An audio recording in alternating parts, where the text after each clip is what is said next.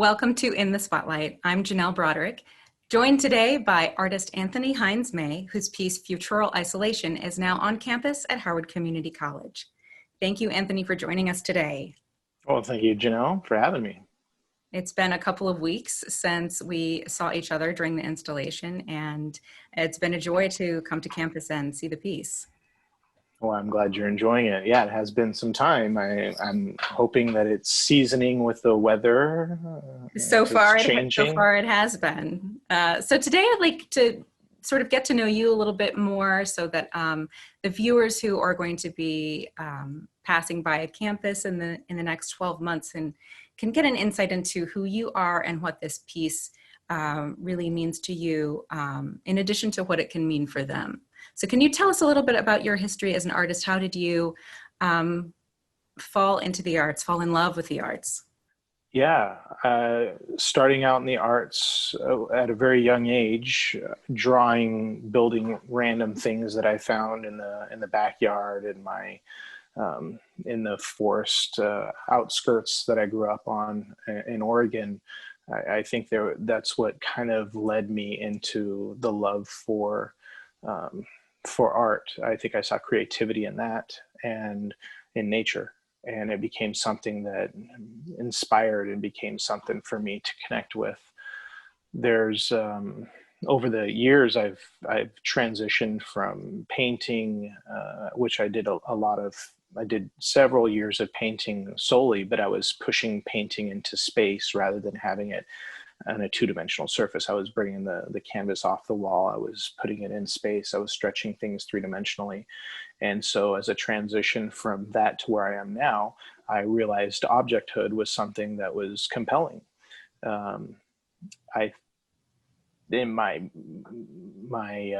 graduate school experience at Pratt Institute, I was able to hone in on sculpture and new forms, and that became my new medium.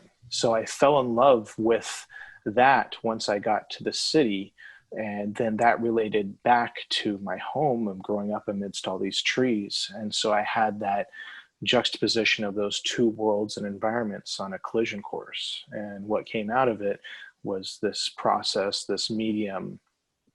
When I started school and grad school as a painter, my professors say, you're messing with painting so much. You want to do 3D, do 3D, don't keep doing. So that's what I ended up doing. It was great advice. And so I started thinking about the public sphere and public space. And that became a passion for me to push my ideas, my concepts into those spaces, into the place beyond the walls of the gallery.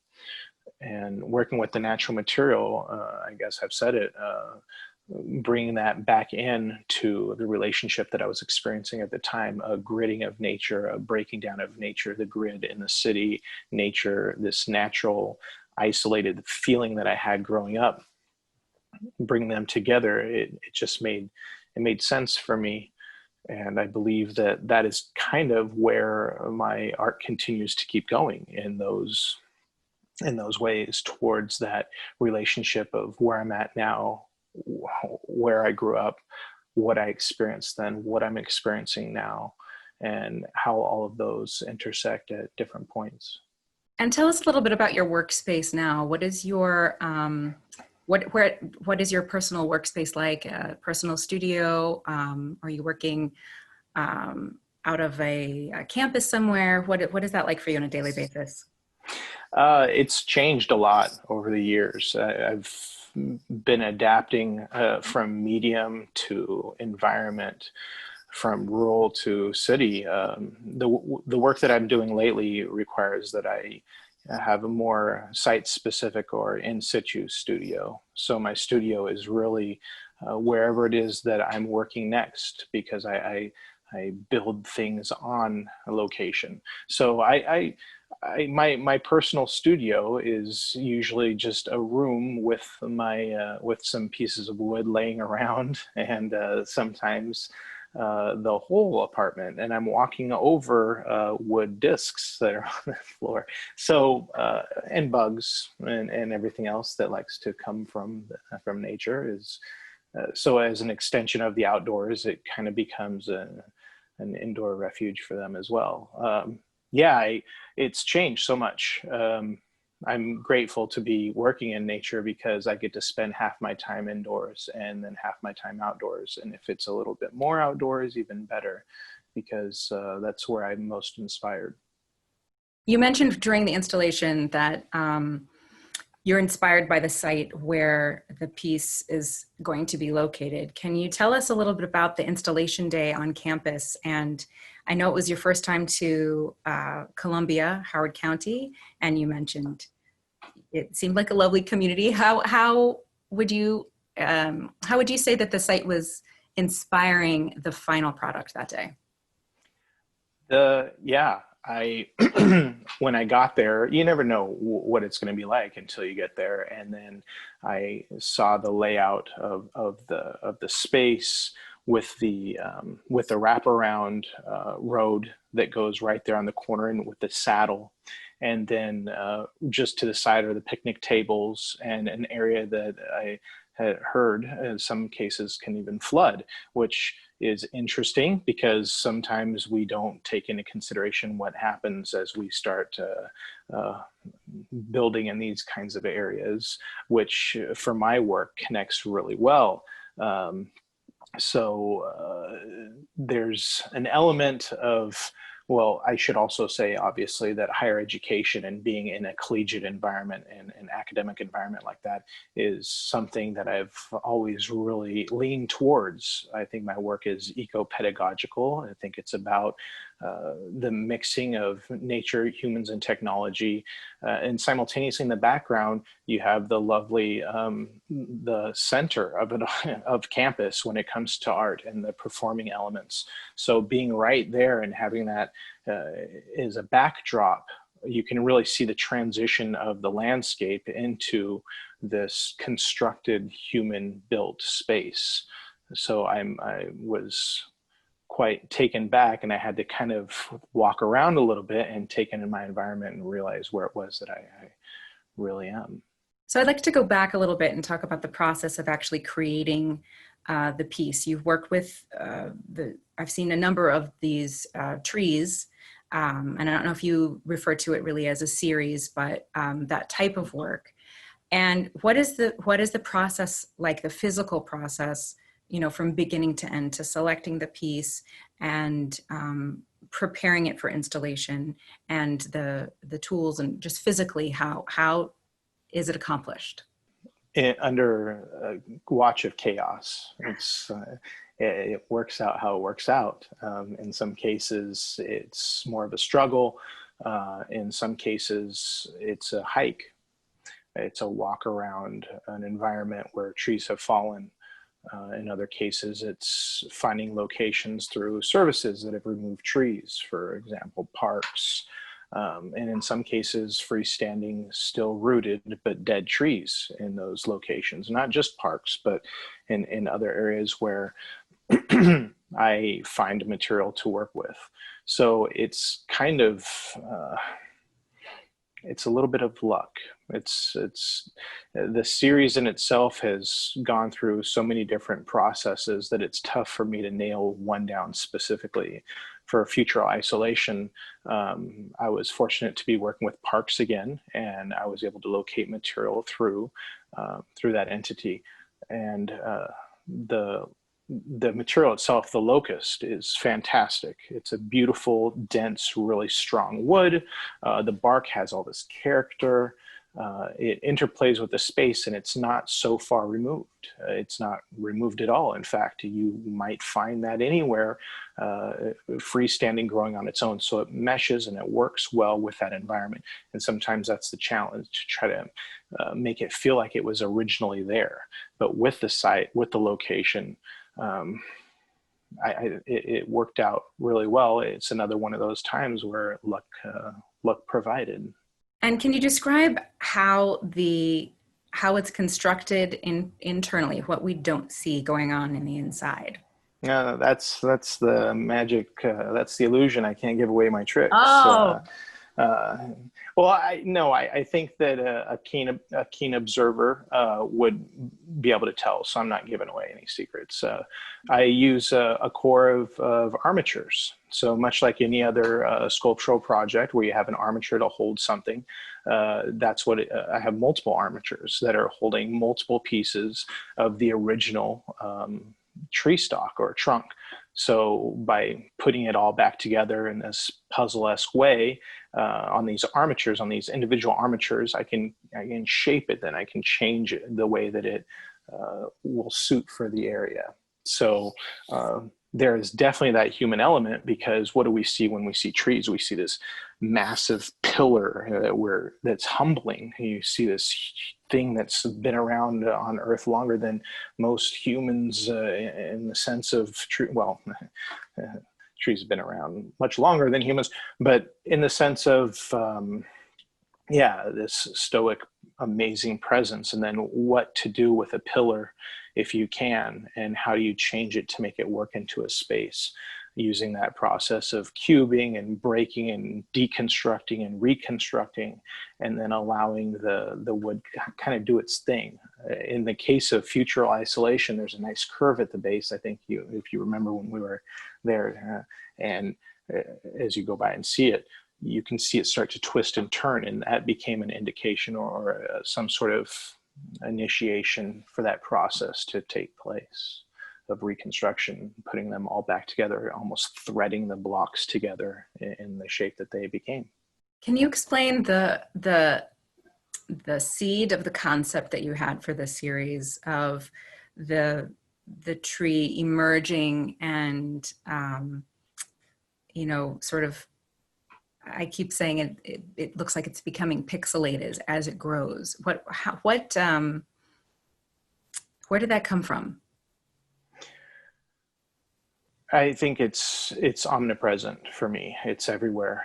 It becomes even more of a presence when we're dealing with screens as we are. We are an image culture. When we see images on the computer on screens that are glitched, it's frustrating, it's annoying. It makes us feel like we're getting our bad reception is starting to control our existence. This is a strange, it's kind of synonymous with the way that we are. We're humans, we get nature, it's not enough. Now we get technology, it's not enough. So all I'm trying to do is seed all those together in this hybridization of talking about what is happening to us and our behavior, what's happening to nature, what's happening to our being, the dissolve or the break apart or the growing apart of these pixels or these cubes, as you referred to them as, which I quite like, the pixels or pixelation. That is becoming more and more at the forefront of our existence. So the title in itself, Futural Eyesoulation, spelled as it is symbolic of a future where the being and what makes up the being is altered and somewhat confused,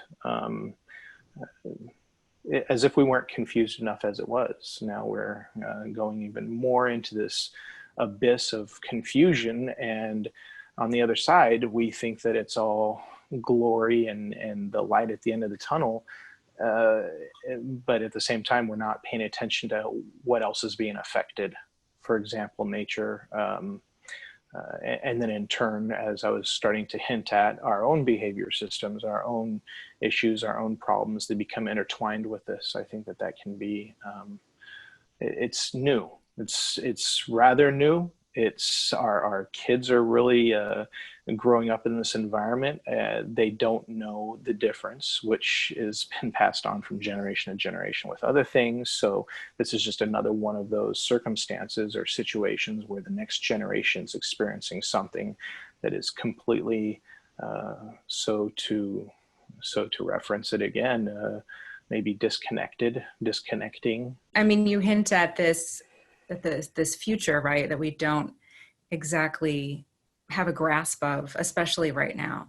And what's really hit home for me about this piece being on campus at this moment is that here you have a piece of art literally appearing at least to be rooted in the ground and then growing and expanding out into the virtual realm. And that is exactly what's happening on campus right now. We are a physical site operating virtually. So it just really echoes what we're experiencing right now. And I think that people are going to,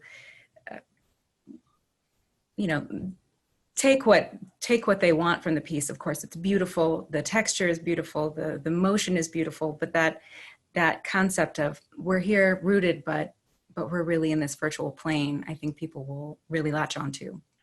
Yeah, I'm hoping. There's a lot of talk of connectivity and all this disconnection, reconnection. Um, that's kind of what this is about. So I appreciate that. Hopefully, individuals feel a sense of that, and then through that can reconnect with the object and realize, wait a second, this is a mirror in some ways. It's not just happenstance or something that it's for everyone. It's not for one individual. It's for the collective. So I'd like to talk about the actual participation in the program for a moment. Howard Community College has been participating with the Howard County Arts Council's program, ARTSites, since its inception, and this is the 9th year, and we've been so lucky to be able to host these pieces on campus for the 12-month period. And this is the first time that you have been a participating artist in that program. So I'd love to hear how you heard about it and what motivated you to submit your work. I think it goes back to the reality of what we're experiencing right now. And again, the higher institution, the academic world, is a place where people can philosophize and sit back and look at it and maybe research self, research being, research these things that are going by the wayside. I think doing some research on Columbia, and as far as it being the place-making town or city that it was in its origins, and then how it developed over time and sort of shifted, and then there was this this very utopic concept, and then I think it all plays together. I suppose every city, every town has that vision, but this was supposed to be a specific environment. And so I think education continues that. That's where we get our knowledge. That's where we get our experience. Having been in Maryland a few times in my life, Chesapeake Bay, going into Solomon's, I had some friends living there for some time as well.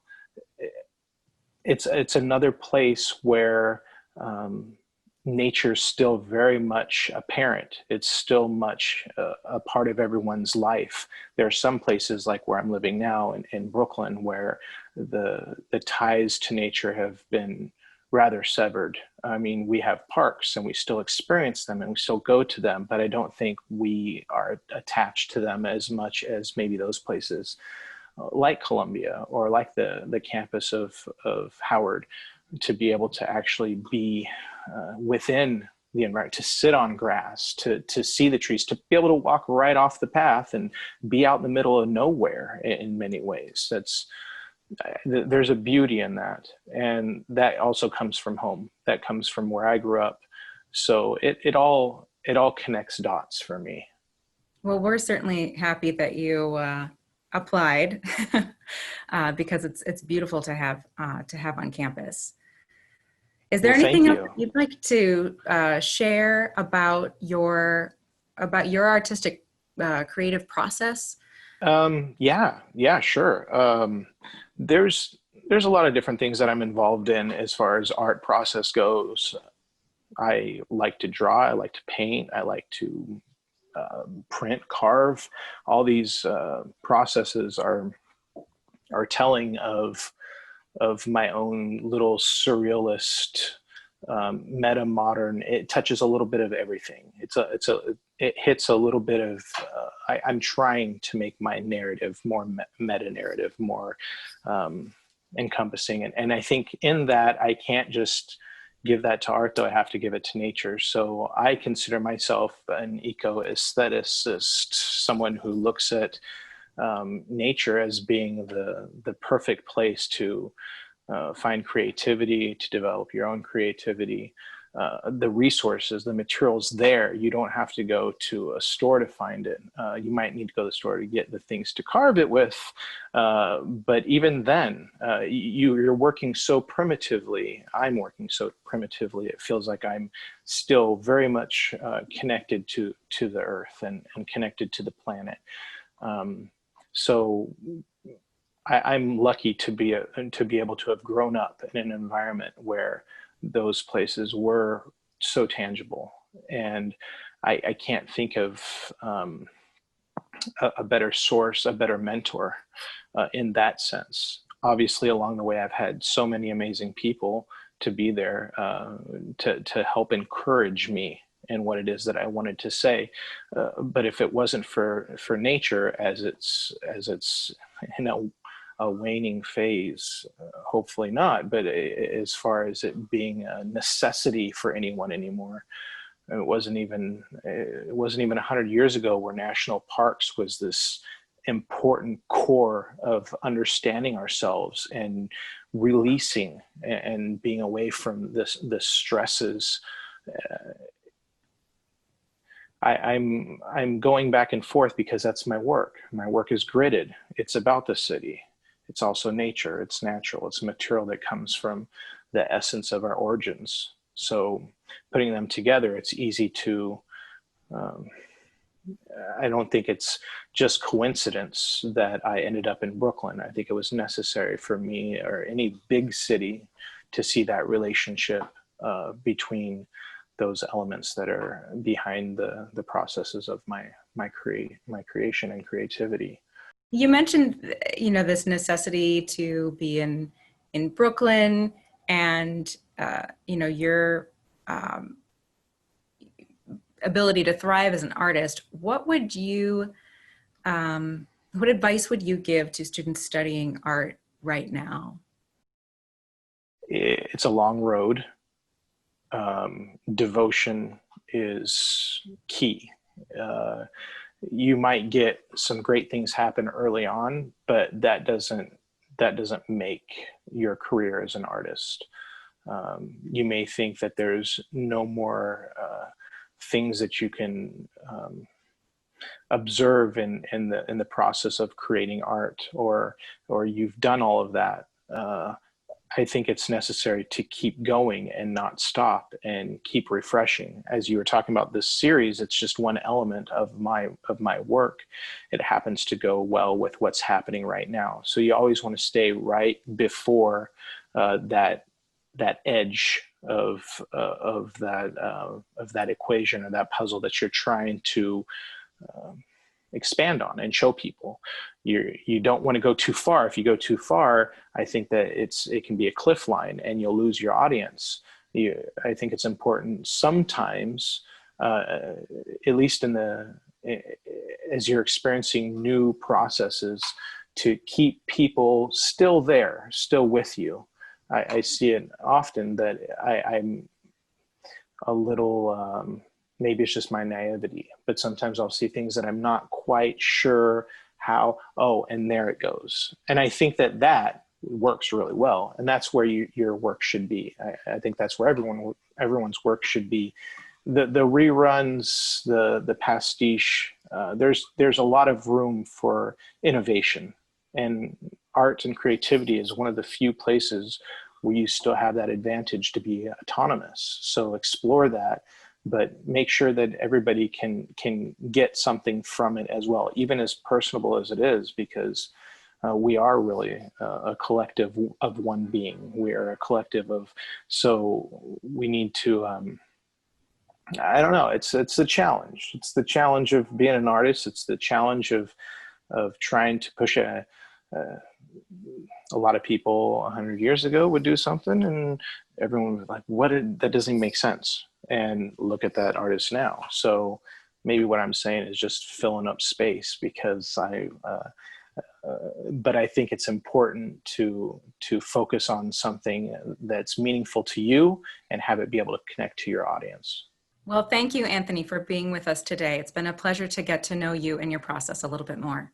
Well, thank you very much, Janelle. I appreciate being here. I appreciate you inviting me. Thank you to Howard and Columbia.